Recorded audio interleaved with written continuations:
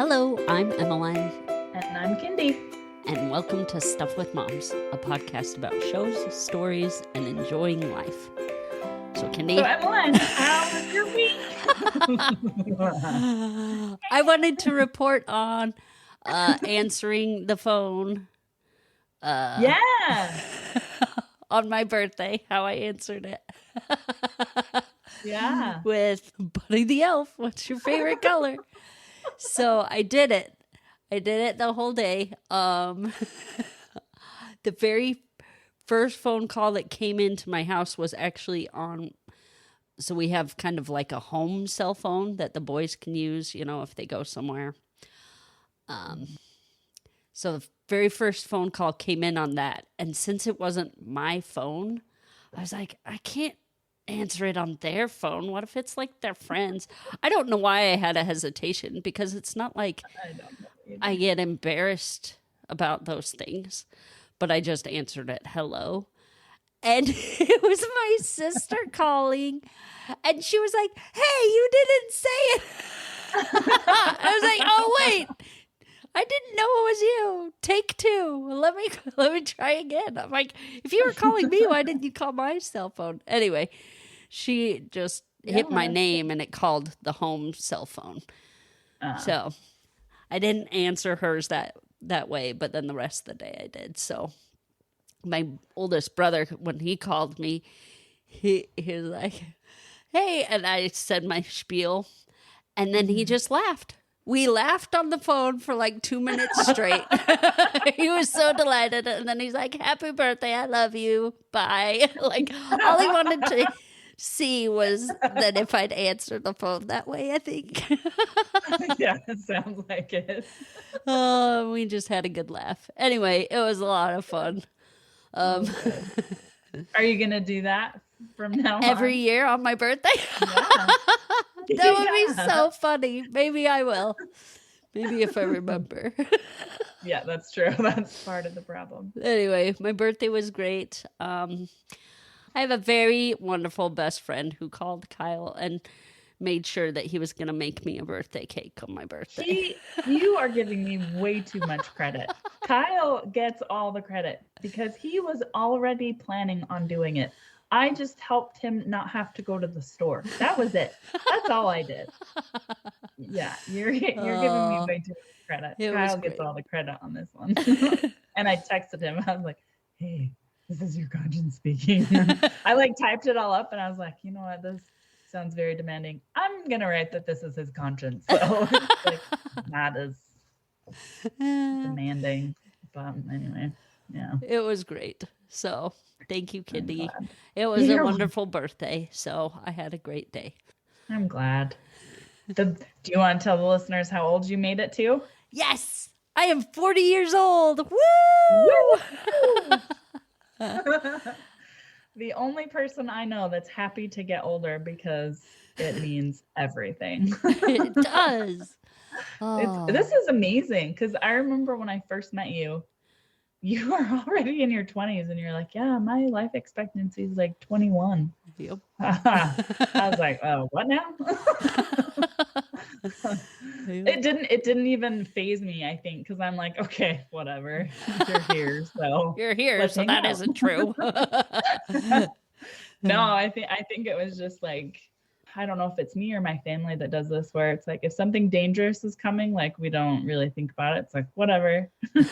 So I think I was just like, okay, yeah, right, whatever. You're weird.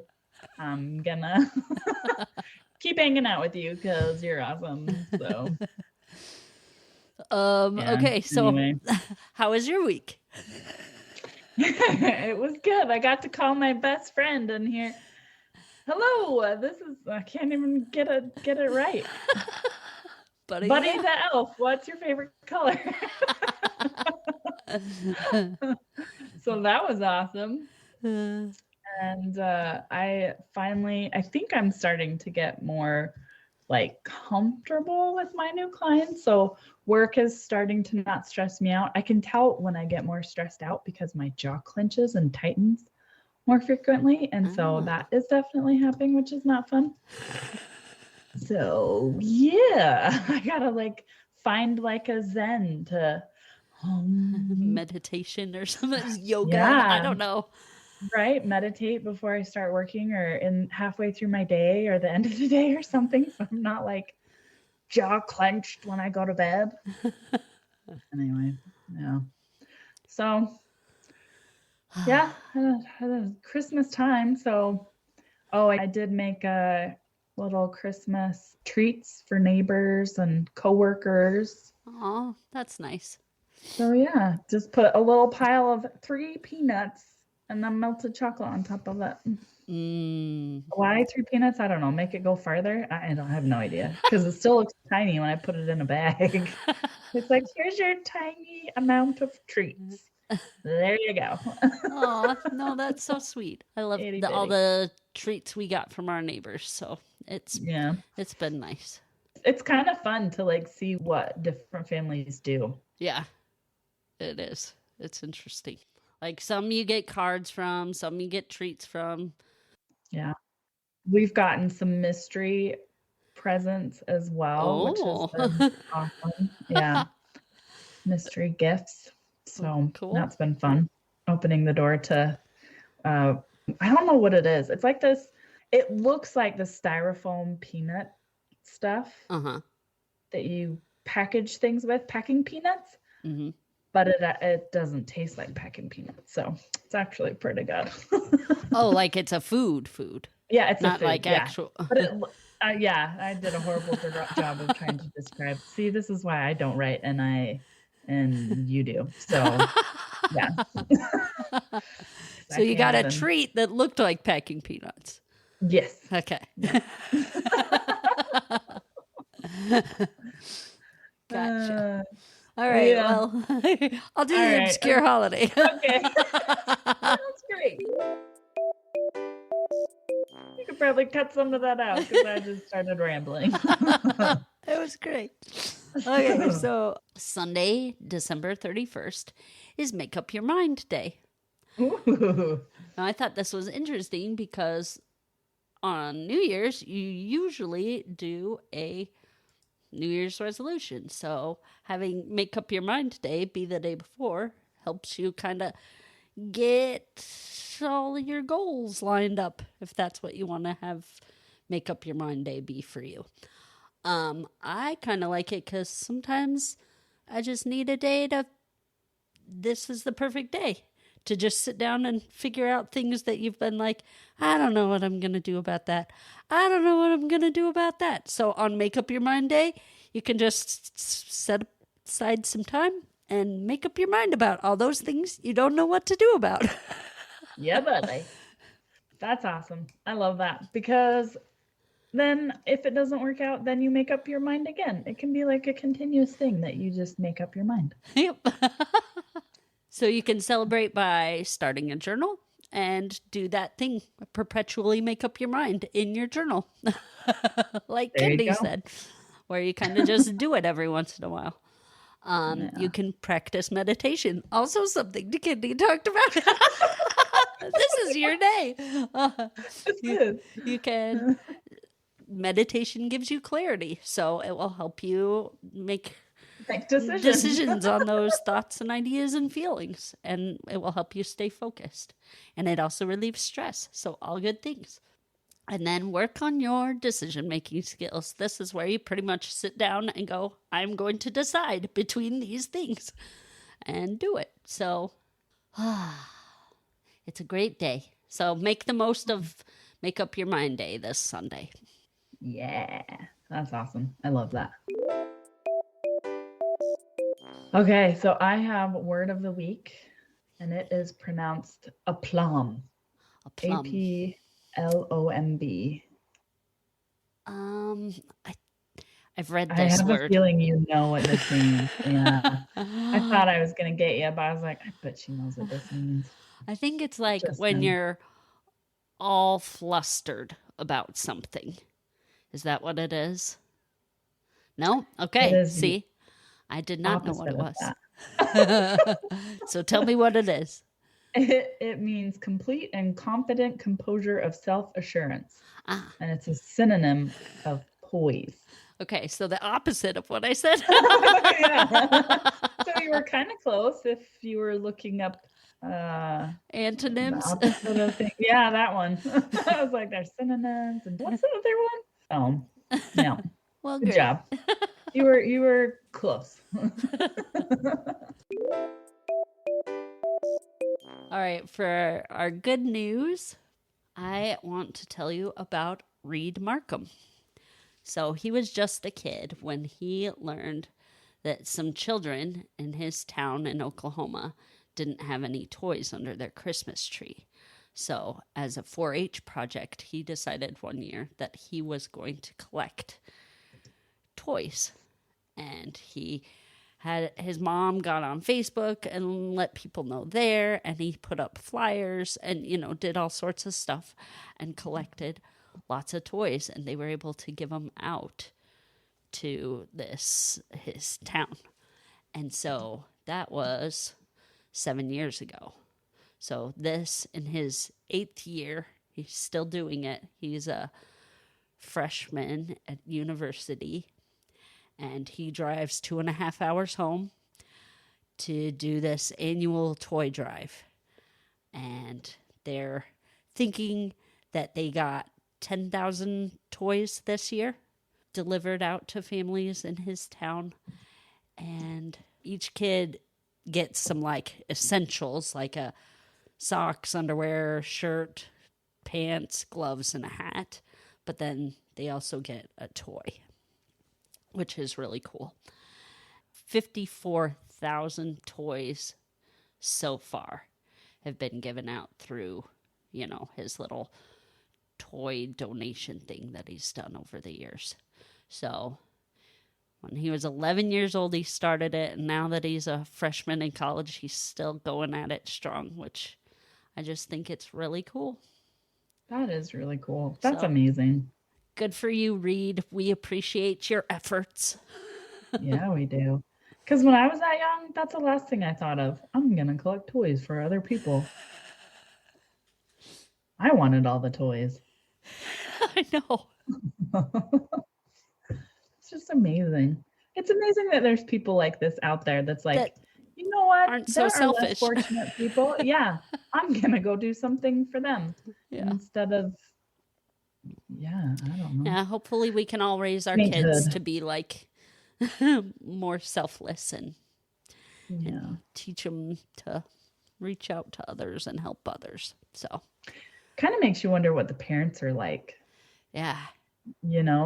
Because I have a cousin who they are just always helping in their ward, and their callings are pretty demanding, but I don't know, they just go above and beyond, and they just are super helpful with anybody around them. And their kids are so sweet. So it just, you're like, okay, these are probably some good parents. They did a good job. And the people around them. All right, so we decided to do Christmas movie quotes. So I am going to say my quote, and Emmeline has to guess it. And then Emmeline's going to say hers, and I have to guess it. So I'm going first. Okay. I hate to see you miss out on something because you have this picture in your mind, or you thought you can change something you can't. I'd hate to see you not find what you really want. Wow. This one might be kind of hard. I have no idea what Christmas movie that's from. I know. I probably should have. Do you want another hint? I've got more. Oh, yeah. Give me another one. I don't know if this will help. I'm here. I'm queer. Get used to it. Nope. I don't know if I've seen this movie. Maybe I should have picked an easier one. It's called The Family Stone. The Family Stone? Yep. Oh. I think I saw that once, maybe. Probably because I made you watch it with me. I think I did watch it with you. that probably means that you didn't like it because you forgot about it. That's true. I probably didn't like it. This is one that Matt can tolerate. Okay. So I'm like, this is gonna be our Christmas tradition, is to watch this movie. We've only done it 2 or 3 times, so it's not really a tradition. Because last year we didn't watch it. I think I watched it by myself, and I was all gung-ho to make him watch it with me every year, but I have not. So he's lucky. He's a lucky guy. Oh, All all right. It's your right. turn now. I can't put my arms down. The Christmas story. Yeah. At first I was like, I'm not gonna get this. I don't know what the that's what that is. Just put him down when you get to school. I love her. She is such a funny mom. I'll have to watch it again because it's been so long. And now that I'm older and have kids, Oh, it'll yeah. be like a whole new perspective. And it's a whole new movie when you're watching it as a mom. Because you're like, yeah, that makes sense. As a kid, you're like, yeah, Ralphie's right. And as an adult, you're like, yeah, the parents are right. Yeah. Right. Soap poisoning. And you're like, no, kid, stop overreacting. You'll poke your eye out. Yeah. It's great. I love that movie so much. Okay. Yeah. It's a good one. We are interviewing an author from Texas. She has written a short story in a book called Bippity Boppity Boots and another short story in a book anthology called Beyond the Woods, which you can find online. She loves her family, eating Chinese food, and her new puppy named Charles Bingley. We welcome Maren Dennis. Hey, glad to be here. Woohoo. All right, so we both read Maren's short story in Bippity Boppity Boots, and we just wanted to interview her with some questions. So you want to hit her with a question first, Kendi? Yeah, I do want to say the title of her story, New Territory. Yeah, it's a retelling of the Wild Swans. So, Maren, what is your favorite part of being a writer? Something I love about being a writer, this maybe sounds conceited, but I just like having quality time in my own head, like being with myself. Yeah. Spending time with myself and being creative and just imagining things alone. I like that. But I also like figuring out the characters, and it really does feel like a process of getting to know the character. Like at first it's just a rough idea, but it kind of feels like the character kind of comes out of the woodwork as you do the mental work to make that happen. And it's fun. And eventually it feels like the character kind of takes on a life of their own. And that's really exciting for me to see that happen. I love that. Those are the best parts of it. Yeah. That's cool because I always start. No, I won't get into that. Emmeline's attempts at writing, but I love that like a character kind of becomes their own person to you. That's really neat. Yeah. Yeah, that is. Because we always talk about whenever we read a book together or separate, we're always fascinated with how the author creates their characters and how they seem like they're real well people. defined. Yeah, they're real people, and it's interesting to hear how you do it, how your process is. It sounds like you have an idea, but they kind of develop as you go with the idea of is it the story, or do you focus mostly on the character and the story kind of develops around the character? Yeah, so for me, I tried for a long time to kind of figure out a plot by like thinking of what could happen, like this could happen, then this could happen, then this could happen. And I got stuck in a lot of dead ends doing that. But when I started thinking about like who the person in the story was and what choices they would make, that really helped me a lot to make a story work. Nice. So I guess I've tried both ways, and the character way definitely works better for me. But I think every writer would maybe give you a slightly different answer. Oh, I'm sure. Yeah. Okay, so what is your preferred genre to write? Apparently now, what's the second book about? Is it more fairy tale retellings? Yeah, so the Beyond the Woods actually came out before Bippity Boppity Boots. Bippity Boppity Boots was our second one that I did with my writing group. Okay. So it was, the first one was Beyond the Woods is like just spooky stories, basically. Hmm. And then, sorry, was that the question you asked? What it was about, the first one? No, I guess I asked two questions. I said, Okay. what is your preferred genre to write? Oh, yeah. So I really do like to read fairy tale retellings. That's one of my favorites. But I also really love historical fiction, and when I can get it, I feel like it's kind of less common, but historical fantasy. So like it is set in a real historical time period, but it has fantasy elements in it. So I don't know if you guys have read like Shades of Milk and Honey, the series by Mary Robinette Kowal. No. I don't know. Okay, well, that's like Jane Austen, set in Jane Austen times, but there's like a magic system in it, and it's really cool. awesome. Ah. Or she wrote another one set in World War One called Ghost Talkers, and it was like, what if spiritualism, like the spiritualist movement, like seances and stuff like that from that time period, what if that was a real thing that really worked? And so, anyway, that was another one that like books like that I just love, and I feel like, I don't know, that specific genre, like historical fantasy, is maybe less common, but I really love that when I can find it. Awesome. That is awesome. Do you have a favorite line or a part that you have written so far? Let's see. That was a bit of a hard question for me because I tend to be like weird about liking my own writing.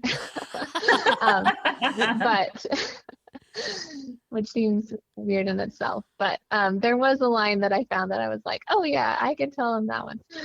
So I wrote a short story, and that was perfect for your mom podcast too. The short story was about a woman going to the grocery store for the first time after having her second baby. And just like surviving the grocery store. So that's just a short story. But let me find the quote. I wrote it down. So she goes to the grocery store and she's like on a mission to like have it be successful. She has her 2 kids with her. She's gonna make it through the store. She has her list and everything, but she's also feeling really kind of stressed out about her postpartum state. So she says, there was a human, well, she doesn't say it, she thinks it. There was a human being somewhere inside of this loose, leaking vessel a scientist might refer to as a body, and Jane would find her again. So she's talking about herself and her nursing state and everything. So there you go. I like that wordplay. That's awesome. I do too. That's awesome. That's how I felt after having baby. Yeah. Yes. I'm a loose, definitely leaking channeled vessel. some of my real world experience as well. Yep. Yeah. I'm sure. So what part of writing do you find the most easy, and what part is like the most difficult for you? So the easiest part is probably just putting words down on the page. But that's also like the hardest part, like just getting yourself to sit down and like actually write words. But I actually feel like it's not hard to just put words on the page and just sit down and start writing. But it's also is the hardest part. It's kind of a catch-22. It's like you just need to sit down and start writing words. And it's So that's is the hardest easy, part but it's also hard. sitting down and getting there, but then once you're there, that's when it becomes easy. Yeah, and also just overcoming the fear of the blank page, like, I don't know what's happening, and just being like, just like taking a step into the dark. It's like an act of faith. It's like, I'm just going to start writing and something's going to happen on the page and it will work at some point. Yeah. So that I would say that's kind of, I don't know, ironic, I guess. It's the easiest and the hardest part. But the most difficult part really is I have a hard time with deciding if what I've written is any good or not. Like, it's really hard for me to see it clearly and fairly, especially when I'm really close to it. Like if it's been a couple months since I've looked at it, then I can see it more clearly. But as I'm working on it, I can't tell at all if it's good or not. So like sometimes I'll think it's really good and I'm like this amazing genius. And then, 2 days later, I look at it again and I'm like, what the heck is going on? This is so stupid. So it's kind of a roller coaster of emotion to be like, is this any good? And again, you just have to be like, just don't look at it. Just keep going. Just keep swimming. Right. Right. So, yeah. Do you have like, as far as editing goes, like do you have readers that come in and like do you have Aaron read it through for you and Oh yeah, yeah. and give I have critique it for you?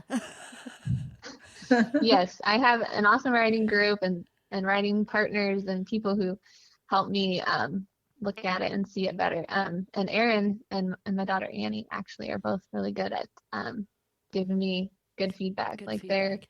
really honest and they don't sugarcoat it, which is like the best. And so they just give it to me straight and aren't like harsh or cruel, but they're not gonna be like, it was really good when it wasn't, you know? Yeah. So Right. yeah. Because That's interesting. false. So they're wise readers for sure. Oh, Good. that's You gotta good. have those. Yeah. Yeah. Yeah. Because those false reassurances are not going to help you get where you want to go. Yeah. Get any better. Yeah. No, Yeah. especially when I can sense that it's not good and that something's wrong with it, then it's not helpful for people to be like, I think it's good. You know, and Yeah. I'm like, no, it's And not. I sometimes don't like it. you're so close to Yeah. it that you're like, but I don't know what to change about it. Yeah, exactly. I just know it's bad. Yep. Help me figure out why it's bad. Yeah. Yeah. So, do you have a writing routine or like a space where you kind of have to go either in your head or physically to be able to start writing, or is it just you just need a pen and a paper or a computer and then just to sit and start? Or how does Yeah. that process look for you? So it's evolved over the years and you go through times and seasons of things that work and things that don't. But for me, I mostly just I need to just sit on my couch. I've tried like going off and like sequestering myself in various places and I Mm. find like the effort of getting to wherever that place is, even if it's just like up the stairs, like too much for me. So I just need to like sit Okay, in my yeah. living room. But I've started wearing headphones and sometimes I don't even have music playing, but I just put the headphones in so that my kids like know that I'm unavailable. Oh, It okay. mostly works. Oh. And but I will listen to music. So I started listening to music lately and it's really helped me. I like it a lot. The Zelda nice. soundtrack is awesome for writing too. So yeah. Ah, good to know. That's awesome. Okay, all you aspiring writers out there, try the Zelda soundtrack.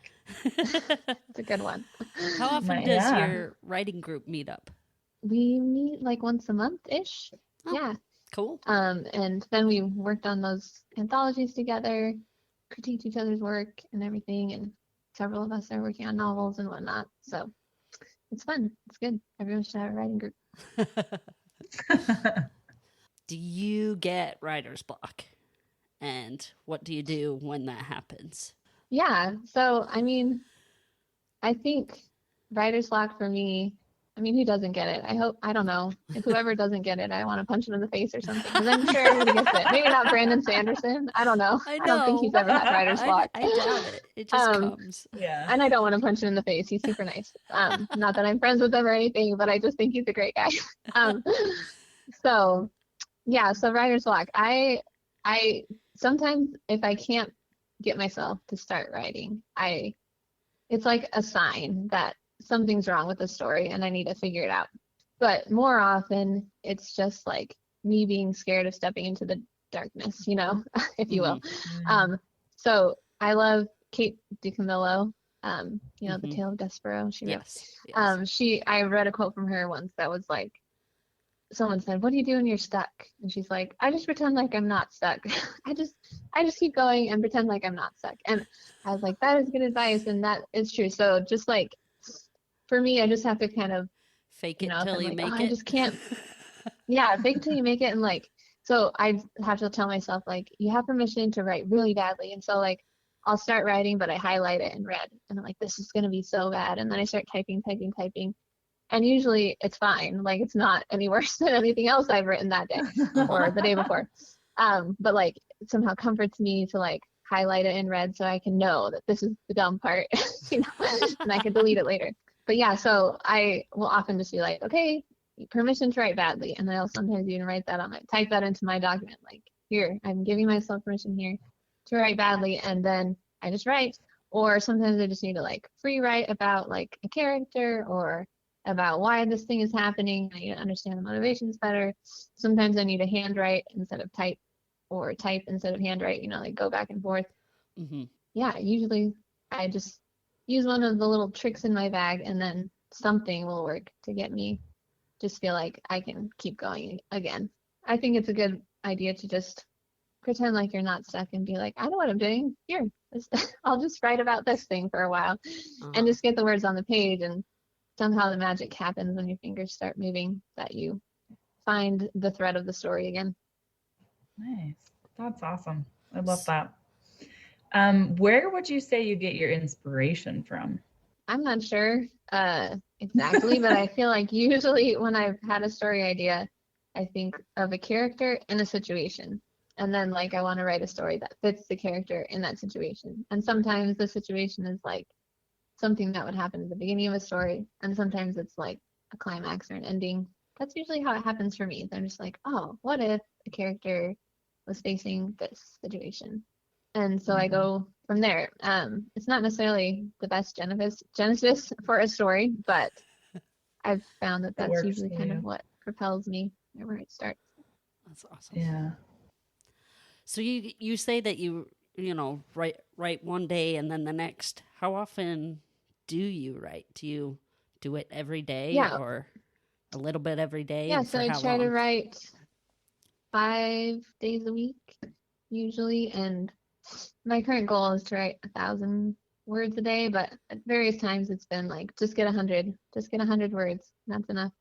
Wow, Um, that's awesome. but right now I'm doing 1,000. Yeah. So yeah, I try to write pretty much every day So are you one of if I can. the people in your group that is working on a novel? Yes, yeah. Ooh. Um, I've Yeah. I'm That's trying to finish awesome. a manuscript. I was giving myself 2,000 words a day to write, and I was like, oh, it's Christmas. This is hard, but that be. Um, and so I was like, just write 1,000 because 1,000 feels really manageable for me Uh-huh. right now. So I switched to that, and yeah, so I'm hoping mid-January to finish this. It'll be my third finished manuscript, and after that, I kind of feel like I had to prove to myself like I could actually finish stories, um, like longer stories. And so after that, I'm gonna decide which one of my manuscripts I want to edit and rewrite and revise and polish and do something with it. So yeah, Cool. So you haven't decided which of the three you want to pick on Develop. to polish yet? yeah, I haven't decided yet Oh. which one. Well, now I really want to just delve into finding all out about this book, but I Right? won't. I'll go back to our questions that we have because we're going to talk a little bit about the wild swans now. So, how did you decide to change the wild territory from the wild swans the way that you did? It's funny because retellings of fairy tales, it's like who knows what the original story was exactly. This one, The Wild Swans, is a Hans Christian Andersen fairy tale. Yes. Um, but it's been retold in various ways, forever. So Mm. it's like the base concept of the story is brothers being turned into birds. Mm-hmm. Actually, there's like a whole thing of fairy tales with this happening in it. But there's a retelling that I fell in love with called Daughter of the Forest by Juliet Marillier. It's just a beautiful, beautiful book that I have to warn people has an intense rape scene in it. Oh, But I love Mm. I love the story so much. So my familiarity with the story was less with Hans Christian Andersen's original tale and more with this retelling of his tale. okay. So Mm. anyway, I, you know, I knew it had to be set in the Southwest, so I don't know, there are probably swans in the Southwest, but they But aren't like but not as prolific as the, there are horses. yeah. Yeah. So I went with horses, and my daughter loves horses, and so she was my equine expert as I wrote the story. But I wanted to stick with the bird theme, so I made my villain a bird, A someone who could vulture. Mm. Yeah. change into a bird instead. And then, usually in the story, traditionally there's like 7 brothers or 11 brothers or 12. Anyway, so that was too long, too many characters for my short story. So I just did 3. So that was kind of my foundation, and I just went from there. with it. So That's awesome. Yeah, I like how you retold it. And Yeah. I like that you did three brothers, because I was like, 7? Oh my gosh, that's a lot. Even 11. So good job on too shortening the many to care family about numbers. in that short of a Yeah. story. Yeah. Do you identify with any of your characters that you write? Well, it is vulnerable to write a character because you do put a little bit of yourself, especially I think, into the viewpoint character. And so you're like, oh, I'm putting this on the page, like what I think about this or how I would handle that or whatever. But I feel like I move away from that more and more every time I write a story. Like I'm not just writing myself, but I don't, not that it's necessarily bad to kind of create yourself as a character, but so I don't know if there's one character I've written that I like especially relate to, but I know that I tend to love the concept of what I learned from this lady at Storymakers Conference. Her name's September Fox, and she Is that a used this real term. name? Yeah, Fox, Fawkes, like that. Oh, okay. Fox. Yeah. Ah. But yeah, September. Oh, you probably wondering about September, not the Fox part. Both. I was just like, that's quite a Yes. name. I think it's a real name. I don't know. That's cool. But her class was just all about the steadfast character. And I was like, yes, that's the character I love. I love characters like that. So typically you talk about a character like needing to have an arc, right? Where they like start in this low place and then they, battle through all these trials to reach this high place. So like from, starting at the bottom and work their way to the top or whatever. Or Right. start at the top, go to the bottom, back to the top. Like they change or they grow or they like learn a lesson, right? Mm-hmm. But she was talking about that there are characters who don't really change, that the interesting thing about them is that they face all these hard things, but they stay the same, right? So like everything's thrown at them throughout the story, but they hold true the whole time. So Jesus Christ would be like the ultimate steadfast character, right? Right. But also another story I love is like Jane Eyre. She doesn't really have the typical arc of like becoming a new person. She just has to stay the same awesome person that she was at the beginning through all of her hard things that she goes through. So people around her change and her situation gets really difficult, but she holds true to like what she believes, in spite of temptation or hard things or people trying to convince her of other ways of living. She holds true. And it doesn't mean she doesn't change at all, but that's the basic idea. So I love that concept, and I'm glad that that's a thing, that I can write characters like that if I want to. Mm-hmm. So yeah, I think it's fascinating that to hear that as you write your characters, you're developing in that skill and being able to kind of, put yourself into them. And I'm sure even now, as you're getting better at writing characters, you probably still it's a piece of you because it's your creative writing that is that character. But it's just fascinating to hear that it started out where it was based on you, and then the more characters, the more stories that you write and create, the more that they're kind of like their own person and not necessarily kind of what you were saying where they're a piece of you. Yeah, and it's or a bigger fun piece because of you. it's like you get to know somebody else instead of, or a different version of yourself maybe, since it's all coming from my own head, right? But it's like, oh, I'm not just this. I can also imagine this and this and this, or there's a piece of this in me and a piece of that in me, and seeing those different pieces kind of come out in different ways as you write different characters, and also make them their own thing, like you're saying. Yeah. So is it hard to write boy characters?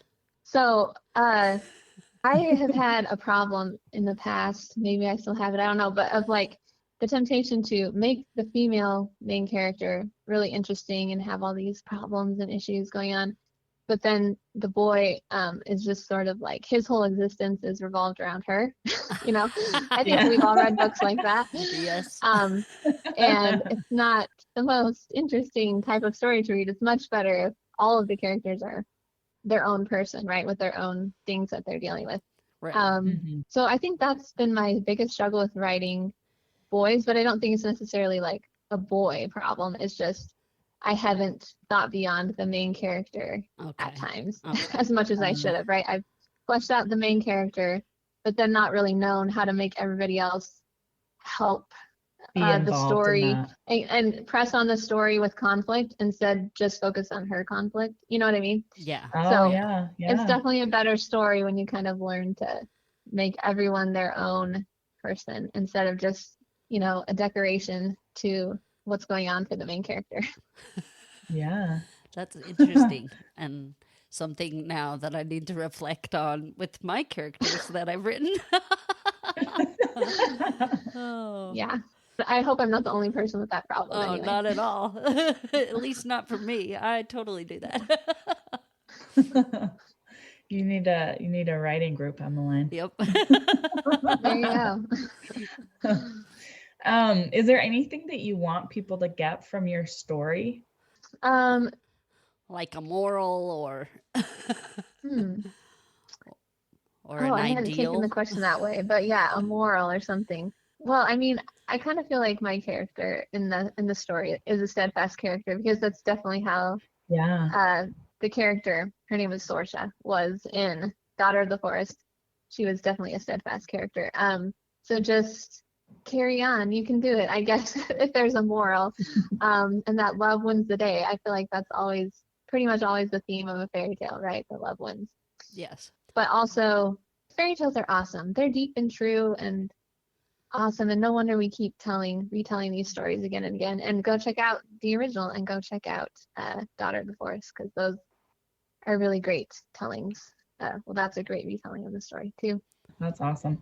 Yeah, and I love the fact that love is like the main theme of those because it really is in life as well, not just romantical, but between parents and children and their parents and friends and you know just Neighbors. kind of Yeah. yeah Just- neighbors. I mean just anybody you come in contact with, people you work with, people you write with, people you're doing projects with. I mean, we all just are wanting love Yep. in different ways, but still. Yeah. I love that. What has been your toughest criticism as a writer and what has been your biggest compliment? So, like I said earlier, I really love it when people get harsh on my work. It's kind of like my love language. It's like, you're taking me seriously. You're taking my work seriously. So, you know, in Little Women, when Jo gets all mad at Professor Bear because he's like criticizing her work. Oh yeah. Right? Yeah. That would have like made me fall in love with Professor Bear. I would have been like, oh, thank you. Someone who's finally taking my story.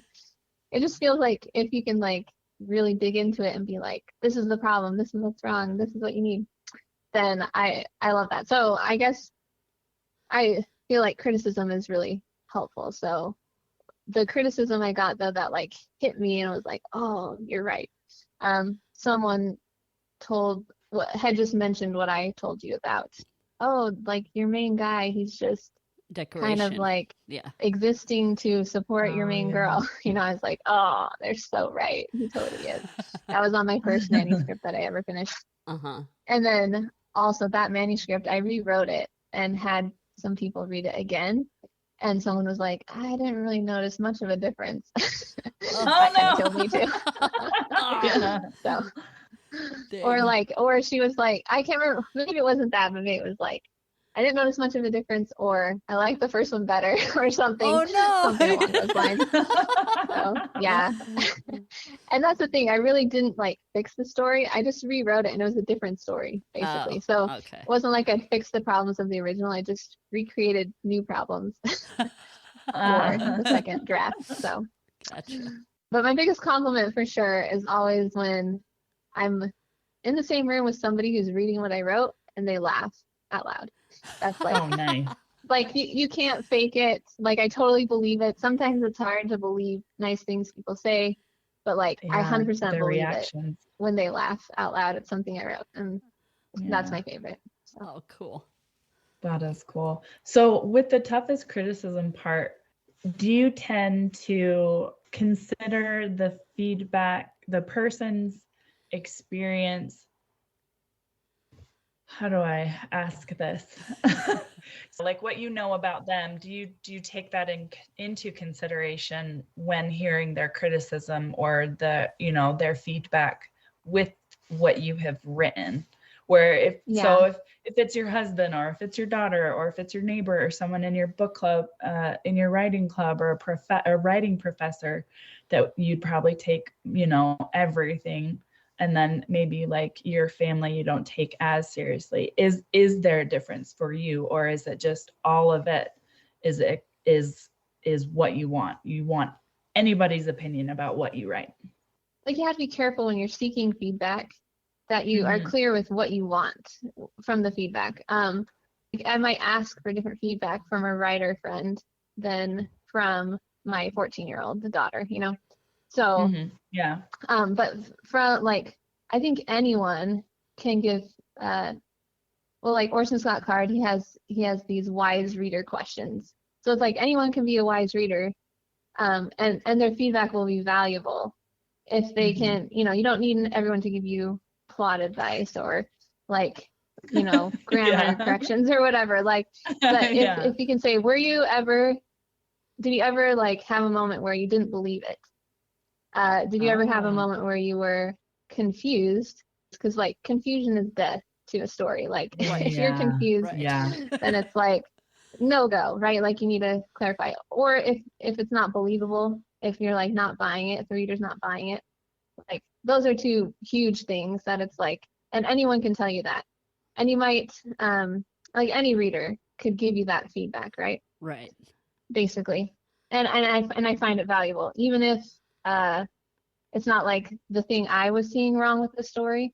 Like if they saw that problem in it, then that problem is there. If they were confused, it's a problem. Unless it's a matter of like, okay, my daughter's only 14. She doesn't know about this. She hasn't experienced this yet in her life. But if I'm trying to write for 14-year-olds, then I need to pay attention. If I'm trying to write for 30-year-old women, then it's a little different. It's like, okay, she doesn't get it, but they will get it. The 30-year-olds will get it, right? So, yeah, does that answer your question? I definitely take it into account, but I also feel like every reader has something to offer me feedback-wise, as long as they're honest and as long as they can kind of answer those types of questions of like, were you ever confused? Were you ever like not buying it? Then that's super valuable. Yeah, I love that. I love those questions because sometimes when I have thoughts about a book, it's like, who am I? I just like reading, but I have opinions about stuff. But it's like, at what point does it cross over to my personality? Like I didn't like this book because it didn't reach what interests me the most, but that doesn't mean that I can't. It's a bad book, right? Yeah, or exactly. It isn't well written. So I love those questions that like at any point, because well, me and Emmeline read together Elantris, and there is a part where the female character taps her cheek, and I'm like, she is a serious person. That just totally discredits her character to me. And so I'm like, it totally just blew and see, it. I didn't even notice that she did that. And Kindi said, it happened over and over, and I don't understand. Like more than 5 times. And I'm like, I didn't even notice that was written in there. Yeah, and it doesn't like throw the story off, but it just it just bothered her enough that yes, and some things will trigger certain people that other people will just brush right past. So sometimes you need like a tiebreaker vote, like, okay, Kindi hated it, Emily loved it, let's ask one more person. Yeah, exactly. Right. Or if you can just change it to try to please everybody, if you can, then sure, why not? But, right. But I remember, Maren, you said, I don't remember what book we read, but maybe it was Edenbrook, how she looked at him through her eyelashes, and you're like, that is the weirdest thing. How can anybody look at somebody? And then you did it for me, and you're like, it looks creepy, right? Oh, yeah, it does. That's Maren pointed that out to me, and I was like, I didn't even think about it. I was just thought she was being like coy, and that was a way that the writer chose to write that. But I do remember Maren that. was like, I think the weird thing for me It was a boy doing it, I think, too. Oh yeah, But I think the girl did it several times, and then the boy did it as well. And you were Okay. just Yeah. like, "That's weird." It happens. but come on, frequently. I love Edenbrook. Not gonna cast shade on that book. That's a great book. Yeah. Yeah. Right. Yeah. But yeah, no one's perfect. So Yeah. So I know you've mentioned some books, which is great. But do you have any more book recommendations that you would give our listeners, or a favorite author that you might have? yes, I have an author I have to tell everyone I meet about. It's Beth Brower. Have you guys read Beth Brower? Beth Brower? Brower? No, I haven't. Yes. Okay. haven't. Well, Wait. Merry Christmas, Now I gotta- because now you're gonna get to go read Beth Brower. She's so great. Yeah, so she is writing the Unselected Journals of Emma M. Lyon, and they are just delightful. So it's like Emma, a girl in 1880s England. She goes to accept her inheritance, this house she's inherited, to go live there, but she has this crusty cousin who's taken up residence, and she has all these people who populate her neighborhood in London, and she just has adventures, and it's just so delightful. There's 7 volumes out, and I think the 8th one is coming next year, but she plans to have like 24 Holy volumes crap. of this or something. Like each book covers like 3 months of her life or something like that. Oh, okay. But anyway, they're self-published, I believe, or like, not published traditionally, Okay. so independently published, but they're just so delightful. Okay. And she also wrote The Q, which is just a standalone book. And it's Oh, the it's letter really, Q. really good. I see it. The letter Q. On It's this the list. Q. Yeah, the Q. Yeah. Not Q-U-E-U-E. So It's- no, not that. Not like standing in a line. No, the letter Q. Yes. Yeah. They're delightful. And again, I don't know her, but follow her on Instagram, and I'm like, she's so cool. She's so great. I just think she seems like an awesome lady. And I'm pretty sure she lives in Utah, Kimby. So oh. Sweet. Yeah. I should stalk her. you'll have to stalk her. Don't read her books, just stalk her. Yes. Yeah. Who doesn't love a stalker? I mean, come on. I know. It just makes you feel so special. Right? It means that you've made it. Do you have a favorite children's book, Maren? There's some funny ones that I really love, like this one called Arnie the Donut. It's a good one. By Lori Keller. I think it's about a donut who doesn't realize that people buy donuts to eat them. He thinks he's gonna go home with the person who bought them and like have a great life, but no, he finds out, oh no, I'm gonna be eaten. That's a good one. That's funny. And then have you guys read Unicorn Thinks He's Pretty Great by No, Bob Shea? no. No. That's a good one too. And one more, The Sultan's Perfect Tree. This is an old one by Jane Yolen. I don't know how I got my hands on it once, but it's just really nice. It's not funny, but it just like hit me at a time when my kids were like, oh, whatever, they're just like, that was fine. They liked it, but I was like, that was deeply moving to me as a mother, and I just like drew all these amazing like life lessons from it, and I was like, that was beautiful. So I bought a copy, and now I own it. Oh, It's a good great. one. Well, that's awesome. Read it to yourself if your kids don't want to read it with you. Sounds good. I do that sometimes. Pick up a kid's book. What advice would you give others about writing? Because we have a few listeners I know that want to become authors. So Not that I know so much, but I think for me, the most helpful thing is just being willing to write badly. Like just be like, have a sense of like, I'm willing to do this wrong, and to get it wrong before I get it right. I think that's really important. So whatever you need to do to get into that mindset of like, this is play, this is fun, this is creative, and I can do it badly. I think the quicker you'll learn and the quicker you'll find the heart of that story that you've got in your heart and mind. that's great That is advice. awesome. For what it's worth. I love that. That is great advice. It actually there's a movie called Set It Up where the office assistant works for this lady who publishes authors and stuff. And so she like just kills it at being her assistant, but her personal life is just down the drain. And so something happens to where she gets fired. And so she is like, fine, I'm just gonna finish my book, because she also gets called out on it from a guy. Try not to give too much because it's not important, but there's a part in the movie where the roommate, because she's just wallowing and like can't get started, and it kind of shows that she's just struggling to start or to finish the book. I can't remember, but the the roommate is like, it's gonna suck, who cares, that's okay, at least it's out there. Yeah. So I love that. That's awesome. I love that.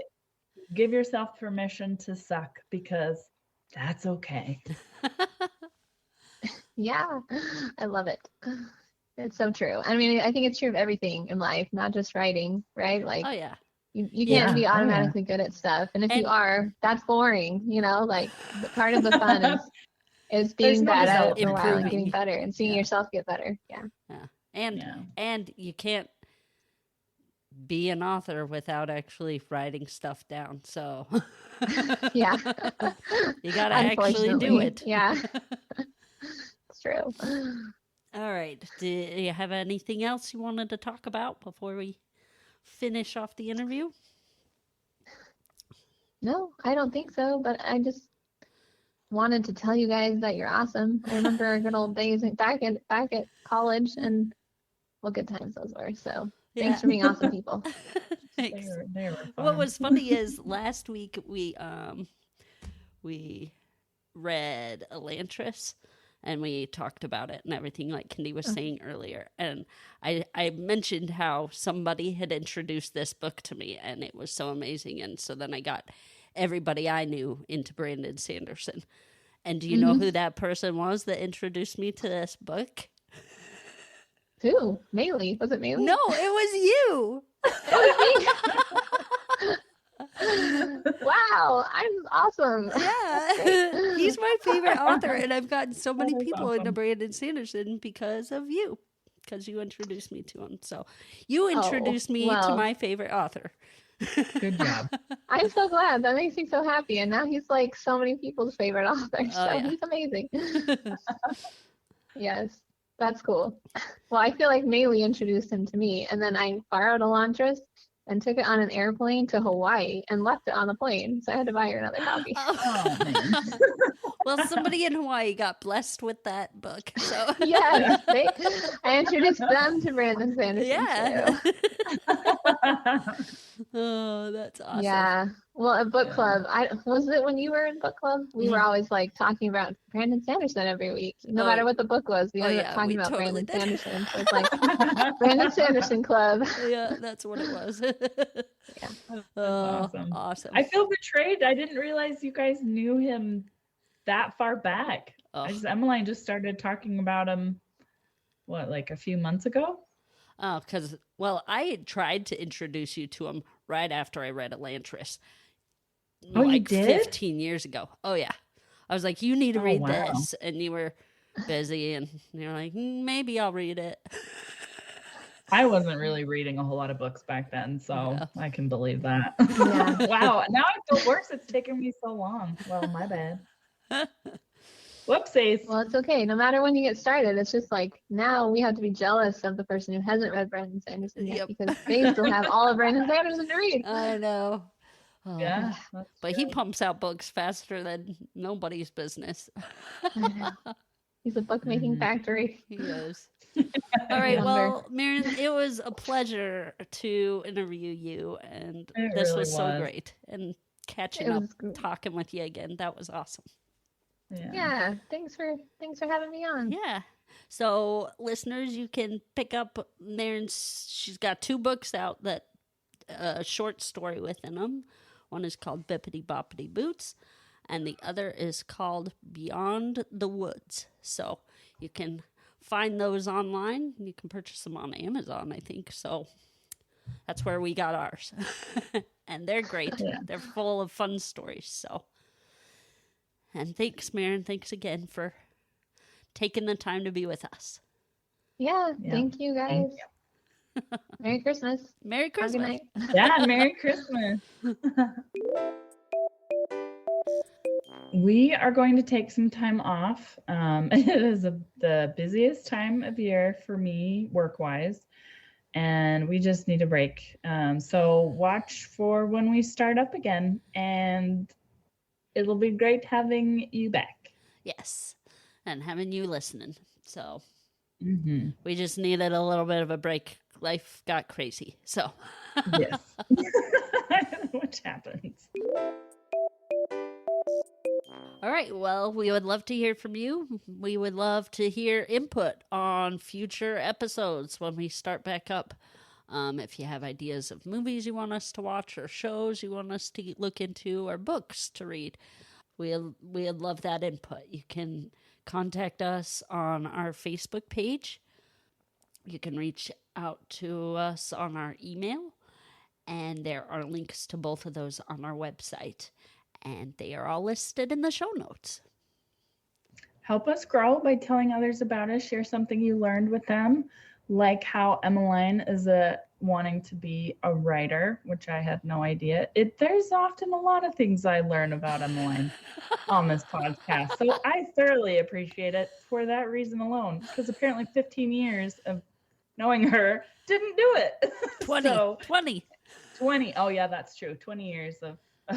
See, I still don't know. We would like to thank Red Productions for the music and Jonica for the logo. It's awesome. It's great. You did a wonderful job. And to our listeners, we thank you. Thank you for your patience in allowing us this break. We appreciate you. And Happy New Year. Woo woo. Do you got something funny? I don't. I was like, oh crap. Let's see. Oh, I do. Okay. Oh, good. I was like, Okay, so the other day we were driving home, I think from church. And Clark was like, luck is short for luxury. Ah. And I was like, what do you think luxury means? He's like, lots of luck.